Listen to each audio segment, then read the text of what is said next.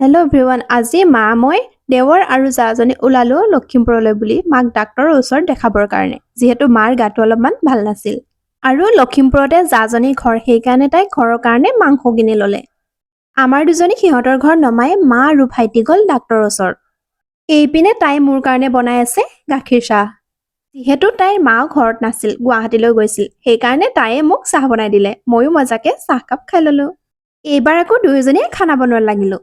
অলপ সময়ৰ পাছত মা আৰু ভাইটিও আহিল ডাক্তৰৰ ওচৰৰ পৰা, আৰু এয়া জাজনীৰ দেউতাক আৰু বৰমাৰ লগত চাহ খাই খাই কথা পাতি আছে। এইফালে আকৌ ব্ৰকলি বিন মটৰ ভাজি বনাই আছো মই, আনপিনে তাই বনাই আছে মাংস। বনাই থকাৰ মাজে মাজে দুয়োজনে কথা বতৰাও পাতি আছো দেই। এইফালে পনীৰো উতলি আছে, আনফালে এয়া মাংস বনাই থকা হৈছে। বনাই থকাৰ মাজতে ডিম এটাও চাটনি লগাই মজাকে খাই ল'লো দুয়োজনীয়ে। তাৰ পাছত এয়া মই বেঙেনা আৰু বিলাহী পুৰি আছো পিটিকাৰ কাৰণে। এই বেঙেনা পিটিকাটো খাই মোৰ কিন্তু বহুত ভাল লাগে, আৰু কাৰ কাৰ ভাল লাগে কমেণ্ট কৰি জনাবচোন। আনফালে ভাতো ৰেডি হ'ল, মাহঁতক খাবলৈ দিয়া হ'ল। মাহঁতে খাই হোৱাৰ পিছত আমাৰ কাৰণেও উলিয়ালো। ভাতত আছিল মাছ ফ্ৰাই, বেঙেনা বিলাহী পিটিকা, খৰিচা আচাৰ, চাটনি, ব্ৰকলি বিন মটৰ ভাজি, মাংস, পনীৰ আৰু দাইল। এইবাৰ আমি তিনিজনীয়ে খাই আছো। মানে আমাৰ ভণ্টি ননদ লখিমপুৰতে থাকে, তাইও ইয়ালৈকে আহিল।